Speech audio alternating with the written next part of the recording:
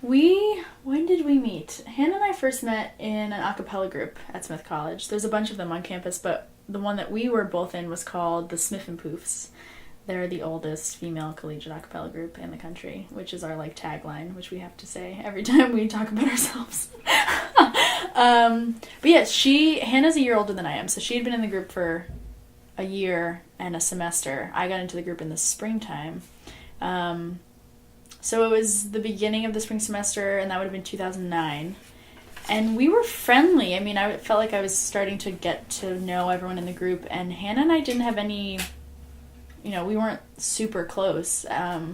We were, acquaintances, I suppose. But at some point, someone in the group, a senior that we were both friends with, suggested that we sit down and play music sometime. I remember we were at a gig in Brattleboro, Vermont. It was one of the first gigs that I sang with the group, and I was so terrified. And I didn't know any of the songs, and I basically had to stand on stage and pretend like I knew the songs because we hadn't rehearsed them with me yet. So anyway, after we performed, this girl came over to us and she said, it would be really awesome if you guys sat down together and played music sometime. Actually, I think what she said was, this should totally happen. She like pointed to both of us because we both were kind of doing the songwriting thing at the time. I had been writing songs forever, and Hannah had been doing the same thing. And Hannah had a YouTube channel with like tons of people from all over the world subscribed to Hannah's YouTube channel. There was like 2,000 people from like Romania and Sweden like commenting on her videos, being like, your voice is like angels. Anyway, it was just like a really funny thing to stumble upon when I found her YouTube channel. But it was pretty impressive. She had tons of videos, and people were really into her, I guess, aesthetic that she was going for. And that's kind of when I discovered who she was as a person not singing a cappella. And I was very intrigued, and I was like, we should totally sit down and play music. So we talked about it for a little while. I think it was a couple months before we actually got in the same room together for the sole purpose of playing music together. But it was fun. I remember I went to her room. She lived in a house called Sessions House at Smith College, and it was a very community-oriented house. There was tons of people in the living room, and everyone was hanging out, and everyone seemed to know each other. And we went to her room, and we were just kind of playing covers for each other, and Hannah was like, oh, I'm working on this song, what do you think? And I was doing the same thing. And it was very informal. There was no agenda. It was not like, let's learn a song or let's write a song. It was kind of just a fun thing that we did. And I had planned a couple coffee house kind of things in my house at Smith, and I invited her to come play. And it was basically just like a chair in the middle of a huge room in my house, and people came to listen to everyone play music, and Hannah played. I actually have an audio recording, maybe I can give it to you guys, of that show. And it's just so funny to listen back to it because we both played separately, and we just sound so young. And anyway, yeah, she played like 5 or 6 songs, and I remember watching her perform. I was just like amazed. And it was really in that moment that I was like, wow, she's like incredibly talented. So then what happened? Then we sat down again towards the end of the year to write a song for some seniors who were graduating. Hannah had this really sweet idea that she was going to write this song, and we were going to perform it for the seniors in our a cappella group when they were graduating. So I helped her with that. But again, it was really informal. There was really no goal. It was just like, let's sit down and play music together. It wasn't until almost a year later that we decided to enter a songwriting contest together as a duo.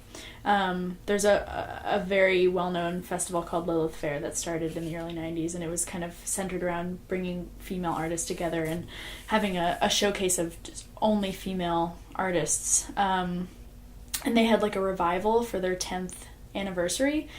And the contest was basically, it was called the Lilith Fair Local Talent Search. And the point of the contest was that in every tour stop of the 10th anniversary tour, a local performer was going to open the show. So they weren't going to have any openers. It was just going to be like normal people doing their thing. And it was an online voting platform. So my roommate at the time told me about it. She like put a link on my Facebook and was like, you should totally do this. So I did it. I made a page for myself and I put it on my Facebook. And I remember Hannah saw it. And Hannah, that night at rehearsal for a cappella, Hannah said, do you want to get dinner after rehearsal? Like, I want to talk to you about something.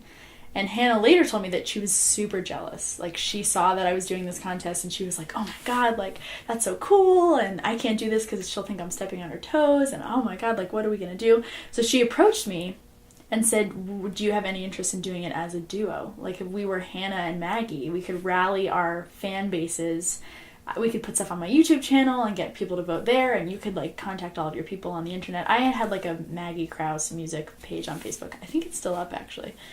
Anyway, we thought it would be a wise idea to kind of do it together. So we did. And I was excited about it. I was not offended or annoyed that she asked. I kind of saw it as a really cool opportunity.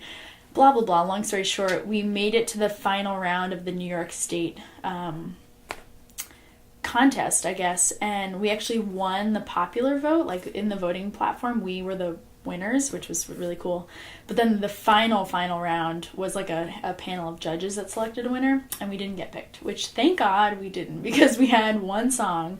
We were like really, it was at the very beginning of our time playing music. I just can't imagine what would have happened if they had asked us to play at Little Theater. I think it would have been a total disaster, and probably would have like scarred me for life. So so we had so much support. Like, people were so generous and kind with their time and energy about kind of supporting us in this way that we thought, why don't we just keep playing music? We'll keep writing songs. And the summertime passed. I was still writing music. Hannah was still writing music. We came back in the fall, and we said our goal should be to record like an EP, like a couple tracks, and we can give it to our friends, and it'll just be like a fun thing. And we wound up writing enough songs to record a full album by January, and we were like, let's just do it. There seemed to be no reason not to, so we did that, and that was, I'm trying to think, that must have been my junior year. Yeah, it was right before I went abroad, so we like recorded, and then I literally hopped on a plane to Ecuador. And while I was gone, that's kind of when we really started putting all this effort and energy into, we are Hannah and Maggie, we're a duo, like this is a real endeavor of ours. So really long-winded answer. We met singing a cappella, and we entered this contest together, and that was kind of the start of how that happened.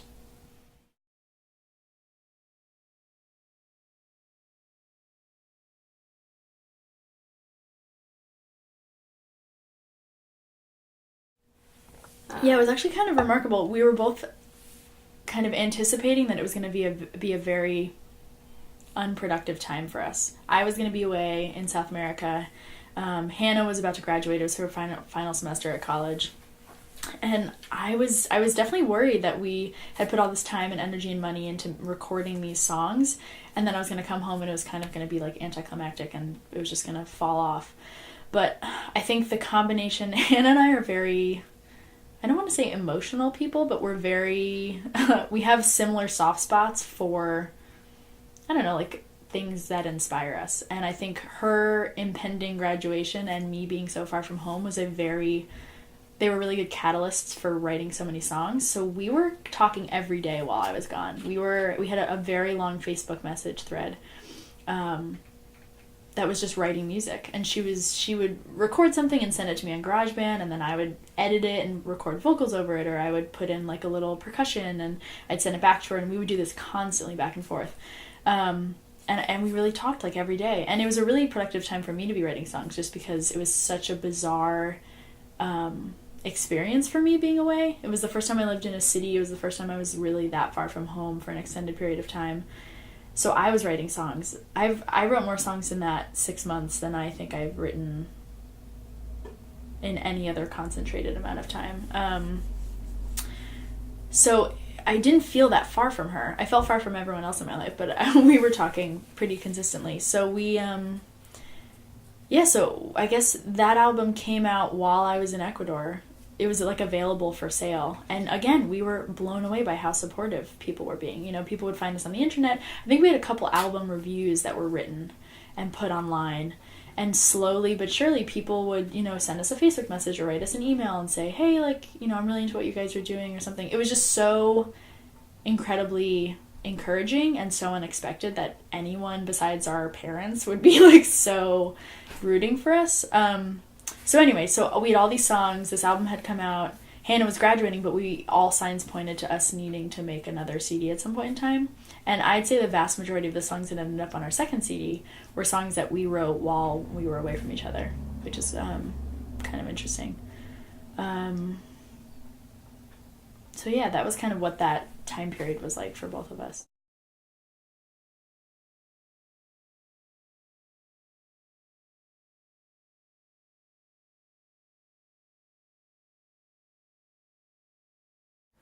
That was so fun. I had so much fun. um, I mean, I think going to school in Northampton, the Iron Horse is a place where I would go see people that I loved, and just thinking that like we were also playing there was very intimidating and very cool.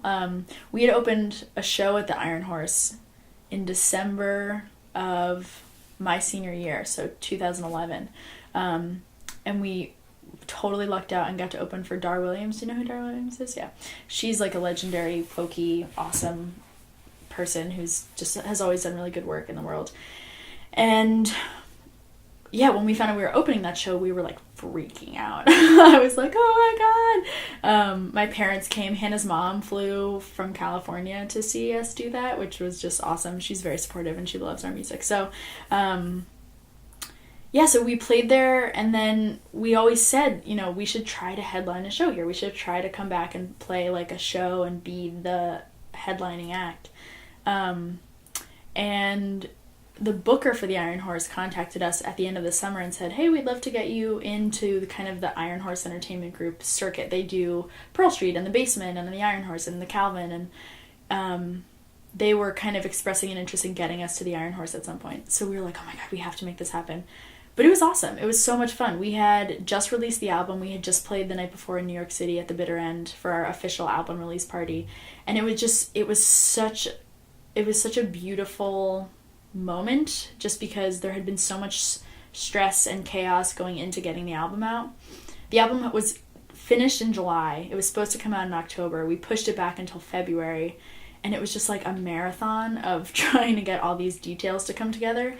And it was so much work that didn't have anything to do with the music. You know, we were sending emails and making phone calls and filling out contracts and paperwork and just all these logistical details. And I think I very easily would forget that it was just about the music that we were making. Like, at the end of the day, I'd be like, God, this is so stressful and so boring and so, like, I don't want to be filling out paperwork and filing all these things. And it was just very easy to forget what the point of it was in the first place. But then we got to the Iron Horse, and it was just like, okay, now I remember. It's because music is fun, and we love to play music, and all these people are so great for showing up and supporting us. And yeah, it was just a really fun time. I don't think I could have asked for a better way to kind of celebrate the album coming out. And my family was there, and like tons of people that I hadn't seen in a while were there. And so from like a sentimental, personal perspective, it was really awesome to just have so many people that I cared about in the room. Yeah, that was a really fun night. It was a blast.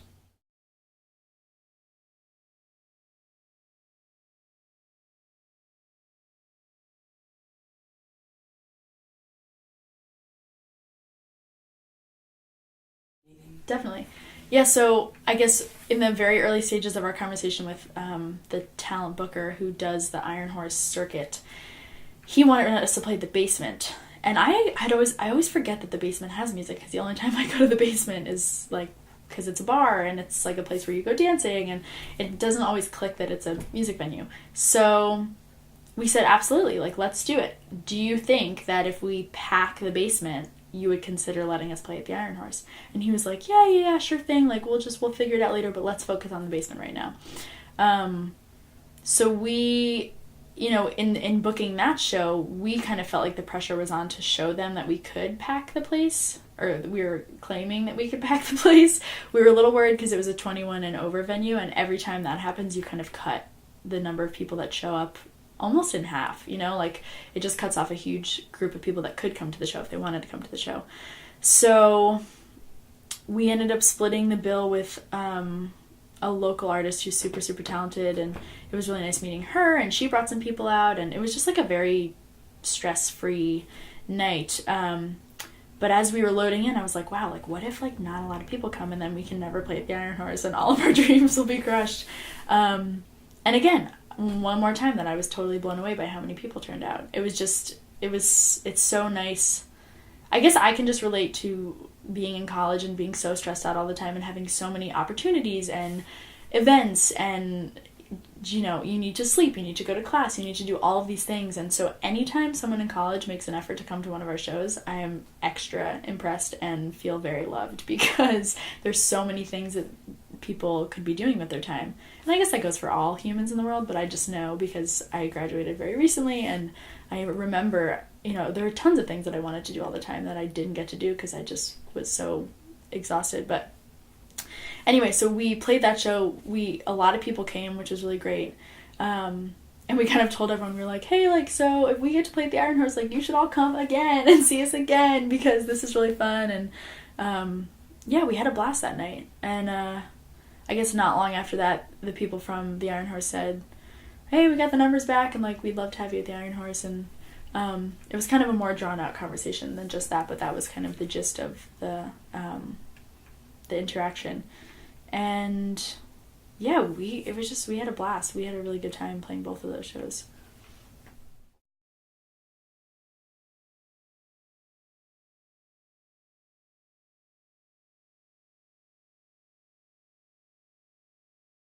Yeah, that's a really good question. So we've done 2 very large tours in our time as, people who play music. And they were both very different.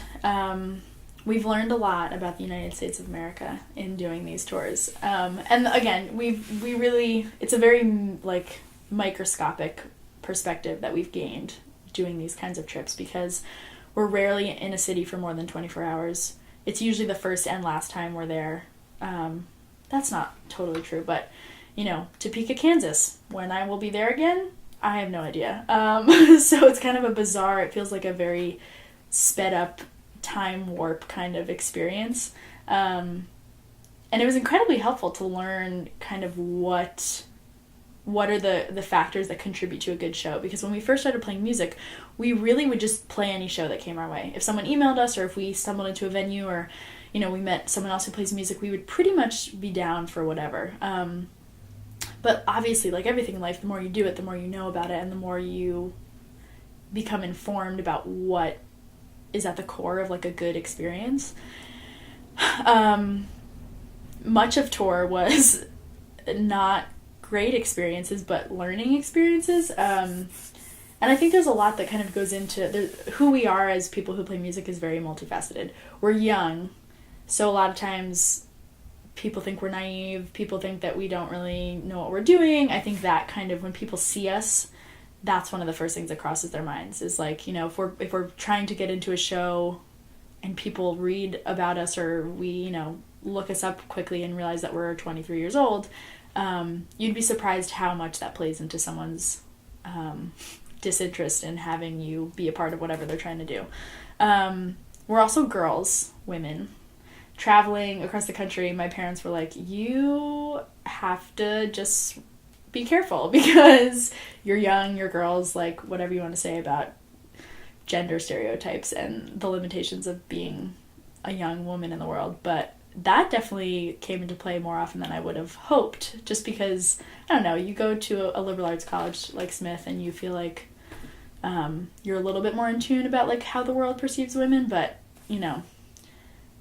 I was surprised by how much that was just like kind of constantly in my head.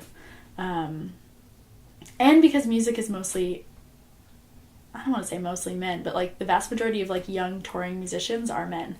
I don't think we shared a bill with more than 3 or 4 other women artists, and we had like 58 tour stops or something. So that was interesting. We're also gay, so like, say what you want about how the country perceives gay people or queer people. I never liked to believe stereotypes, but it was definitely evident when we were in a situation or an environment that was not accustomed to having like queer looking women around. We often got mistaken for boys. Like, we would be doing a sound check and, you know, people would be like, oh, like, young man on the left, like, is your guitar loud enough? And I'm just thinking to myself, like, we're called Hannah and Maggie, so if you knew nothing about who we were or, like, what we looked like, or, I mean, like, it's not, like, anyway, so that was interesting. But yeah, and we never wanted to go into any of these situations and be like, okay, we have to change who we are because we're in Amarillo, Texas, or Atlanta, Georgia, or, you know, Seattle. You know, we try to kind of stay true to who we are across the board, but there's definitely situations where you just feel like you're not connecting with people for whatever reason. I think probably more often than not, we did feel like it was because we were very queer-looking people, and that, you know, if there was a disconnect between us and people who were listening, or if there was a hesitancy between people who were trying to understand the music and couldn't really get where we were coming from, I'd say more often than not we attributed it to the fact that we're not, like, super girly looking girls. But that could be me just projecting on the world. But yeah, we try to just kind of stay true to who we are as people and who we are as friends and who we are as songwriters, I guess. There's not a ton that's different between who we are playing a show in San Francisco and who we are playing a show in Omaha, Nebraska. I think there's parts of the country that are a little more welcoming to the kind of music that we play and the people that we are and the lives that we lead, but I don't think it's something that's so, you know, earth-shatteringly different. And a lot of times people ask us if we are the way we are on stage in real life, because we have, like, banter and we, like, talk and we make jokes and stuff like that, and sometimes people are like, do you rehearse that? Like, do you write this all out? And I'm like, no, I would be even more embarrassed if we did write it down first, because it's so ridiculous and so silly most of the time. But yeah, I'd say that more often than not, whatever you get from us when we're playing music in front of you is a very accurate indication of who we are as people. But that's just my opinion. I don't know if that answered your question. Did it?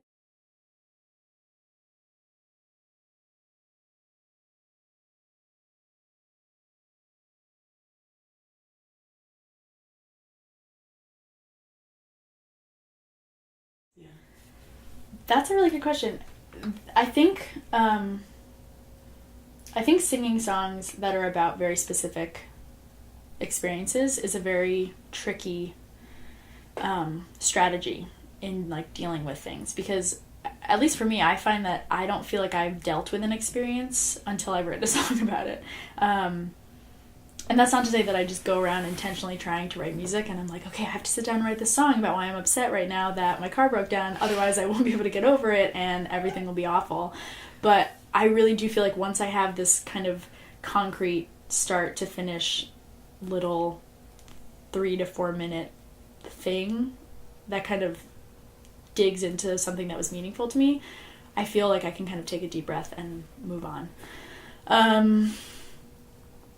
Yeah, it's hard to sing songs the first couple times you do it, because it's just, you simultaneously don't know if the song is done, you don't know how people are going to interpret the song, you don't know if it's going to sound good. Like, there's a lot of external factors that go into that. All the while you're dealing with the fact that, okay, I'm literally singing word for word about some wonderful or awful or traumatizing or beautiful experience that I had in my life. It's a very vulnerable position to be in, I think.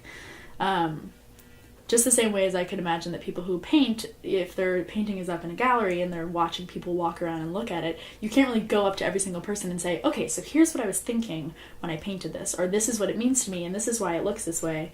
You're very much on the defense, but you can't even defend yourself. You know what I mean? It's just like you're kind of just saying, here, you can take this, which means a lot to me, and do whatever you want with it.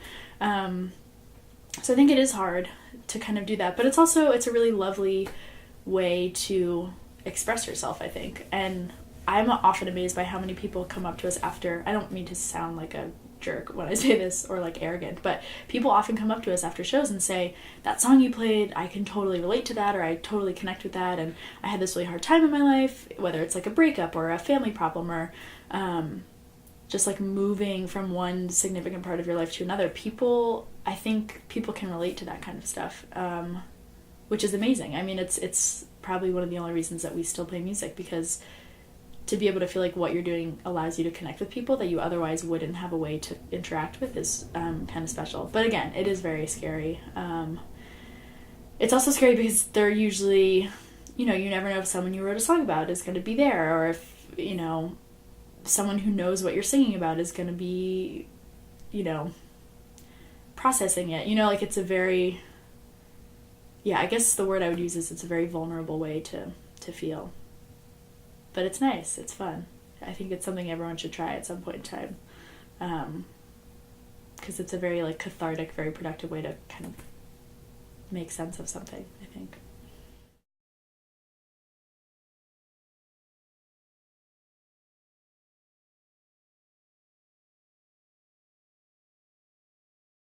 We definitely write set lists with very specific, I guess, details of the show in mind.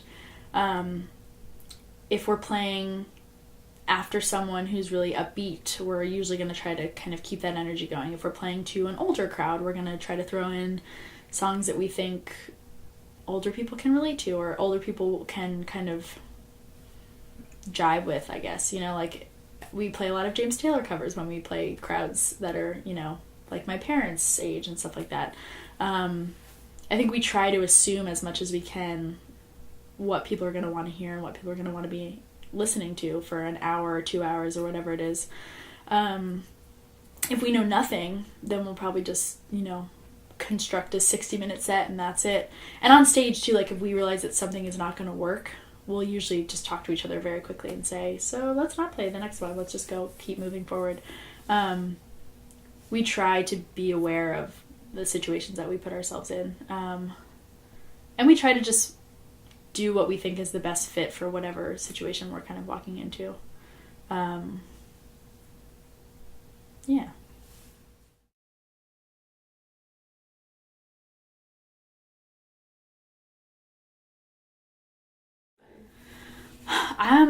I feel like everyone says this, but I like to say that I listen to a lot of different kind of music.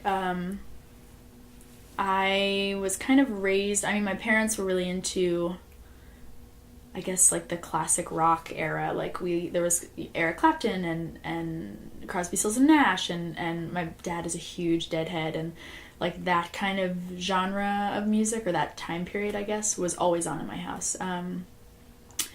My parents had a pretty eclectic taste in music. We listened to Billy Joel, we listened to Bonnie Raitt, we listened to Simon and Garfunkel, we listened to a little bit of everything.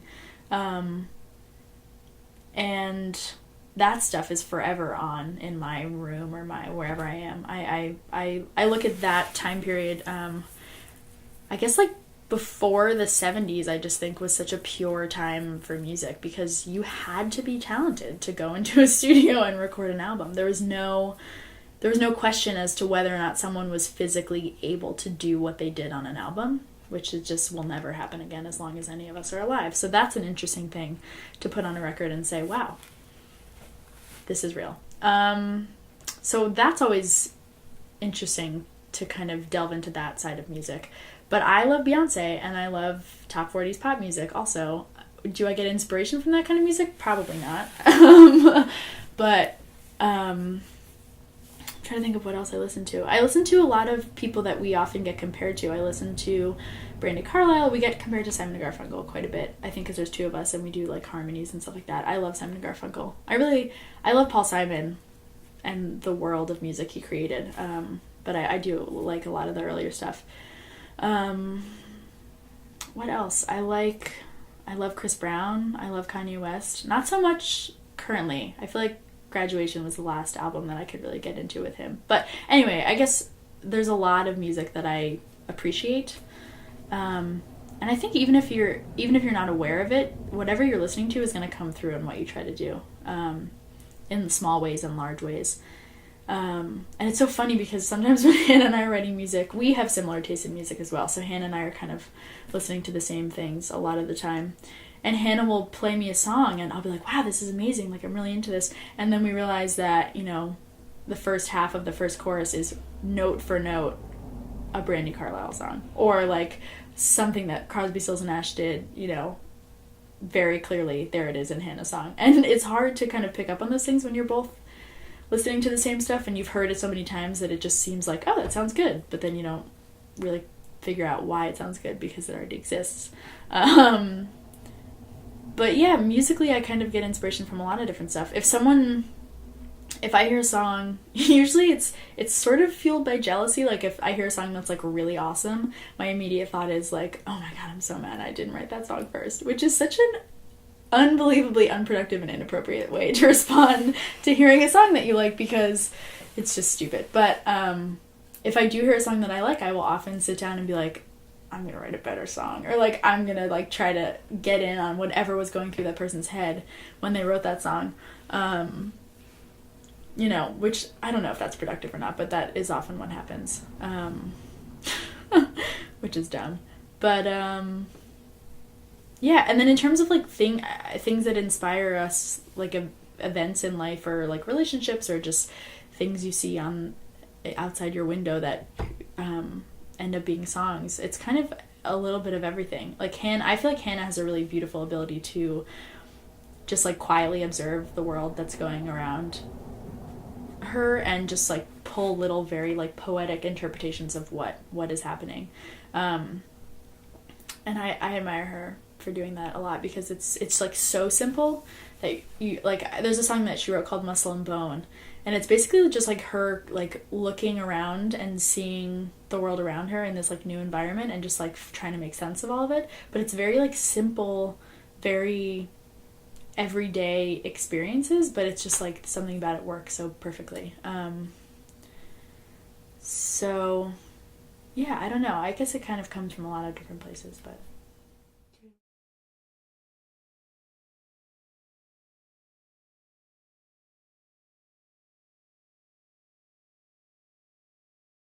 Performing. well, I've been writing music for a very long time. I think in my brain, I kind of start the timeline from the first song I ever recorded. I came home from summer camp one summer. I think it was 2003 or 2004. I don't remember. I think I was like 13 or 14. Yeah.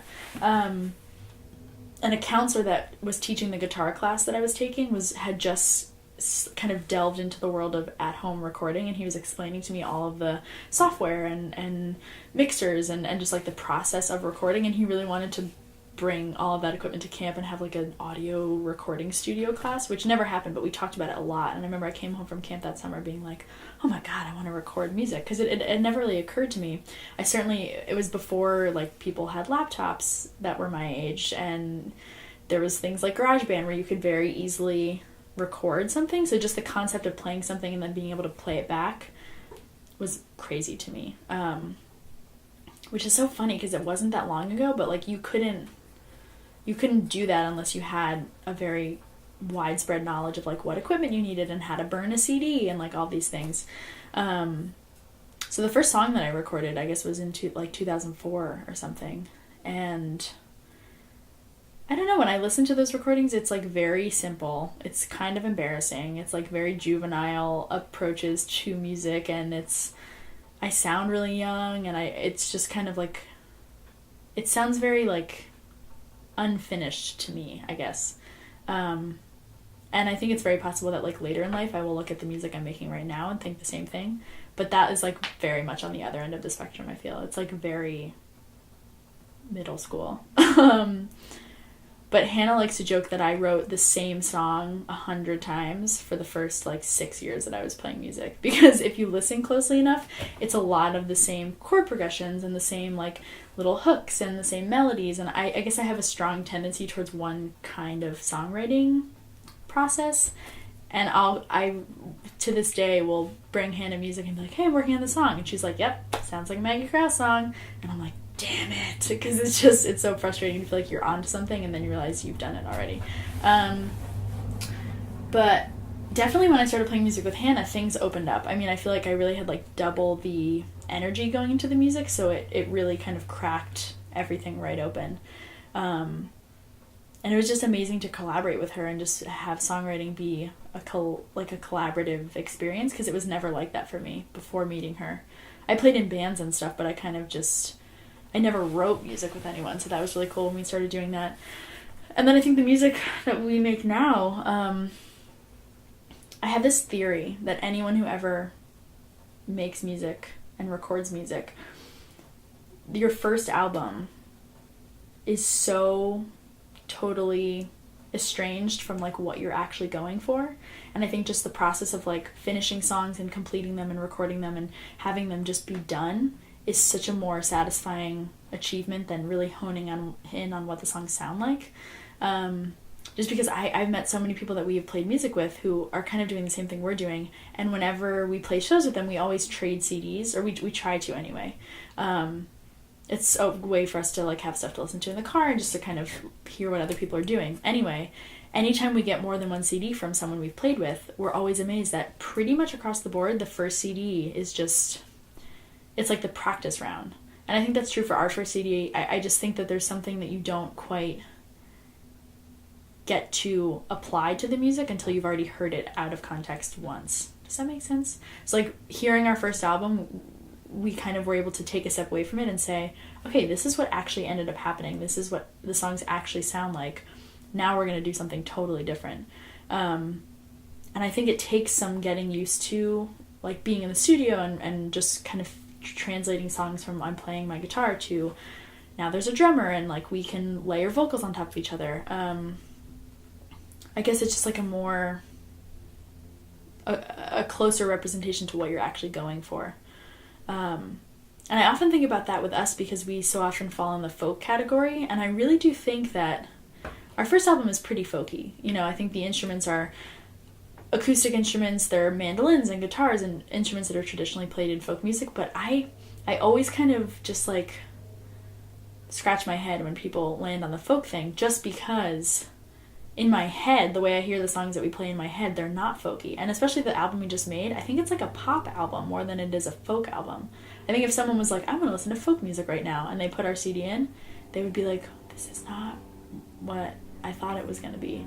And I do think that people who are playing music often get categorized into the folk genre just because we didn't have a band. We didn't have more than just our voices and our guitars, and that traditionally is folk music. But yeah, I guess there's just like a lot of factors that play into what your music sounds like that you aren't aware of until you're like way far ahead in the process of making music. And I was just, this is so stereotypical, but I was thinking about Tegan and Sarah the other day, who have been playing music for almost 20 years, which is crazy. Just to think that they've been writing music and performing and have just been plugging away at like their own sound for that long. And they're still like relatively very young. Their first album and their most recent album could not be more different. Like the first album is it's like so excruciatingly angsty and like very like nitty gritty acoustic, like, oh god, like we're just gonna sing about our feelings. And the most recent album they put out is like straight up electronica, just like synthy and like totally dance music, which they've had the same fan base throughout this whole period of time, and yet they're making totally different music and people can still connect with it. And they've often said in interviews about that album that this last album is like their dream album. Like all of the attempts to make music have not been satisfied until this point, which makes me wonder if they really should have started playing synthesizers in the 90s. Like, you know, like it just, I feel like there are things that don't occur to you until way later in the game. Does that make any sense? I feel like I was like a very long rant.